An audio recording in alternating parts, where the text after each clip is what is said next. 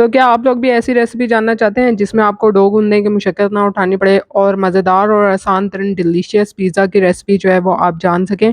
तो चलते हैं रेसिपी की जानिब। अस्सलाम वालेकुम, welcome to my YouTube channel kitchen with Zaim. तो आज मैं आप लोगों को पिज़्ज़ा की इंतहाई आसान तरीन रेसिपी देने लगी हूँ, जो कि आज से पहले आपने कभी ट्राई नहीं की होगी, क्योंकि इसमें ना तो आपको डो गूँथने की मशक्कत उठानी है और ना ही उसको जो है वो आपने रखना है कि आप उसको रखेंगे वो फूल जाएगी, उसके बाद आप पिज़्ज़ा बनाएँगे।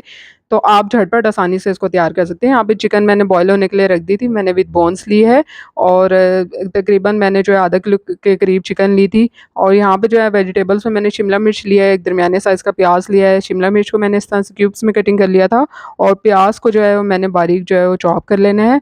तो हम बहुत ही कम इंग्रेडिएंट के साथ इसको बनाएँगे और झटपट आसानी से बन जाता है। आप टी टाइम में इसको बनाइए, बच्चों को बना के दीजिए, आजकल उनकी छुट्टियाँ हैं।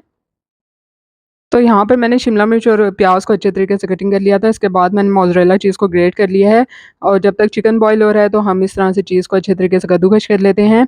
चिकन आप बोन्स के साथ भी ले सकते हैं और विदाउट बोन्स भी ले सकते हैं। यहाँ पे मैंने बोन्स के साथ लिया था और उसको अच्छे से बॉयल कर लिया था। अब मैंने इसको इस तरह से रेशा-रेशा कर दिया है। साथ ही मैंने इसमें वेजिटेबल्स ऐड कर देनी है। बहुत ही हम कम इंग्रीडिएंट के साथ ये मज़ेदार सा पिज़्ज़ा बना सकते हैं और इसके लिए आपको कोई इतनी मशक्कत भी नहीं उठानी, ना ही कोई इतनी झंझट आपने रखनी है।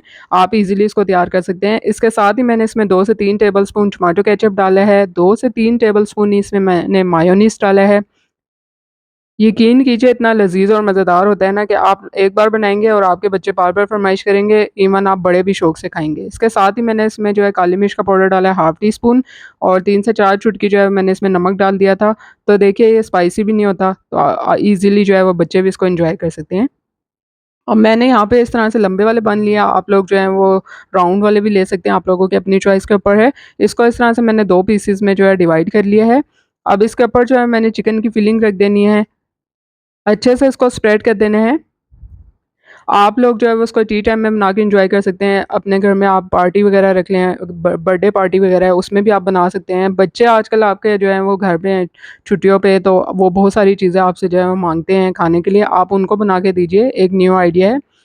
अब मैंने पैन में यहाँ पे 2 से 3 टेबलस्पून इस तरह से बटर डाला था, उसको अच्छे तरीके से स्प्रेड कर लिया था और इस तरह से मैंने इसको बन को जो है इसमें रखते जाना है।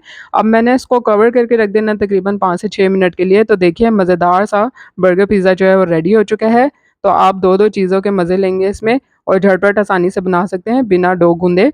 तो उम्मीद करती हूँ कि आपको आज की रेसिपी पसंद आएगी। रेसिपी पसंद आई है लाइक और शेयर करना बनता है। अल्लाह हाफ़िज़।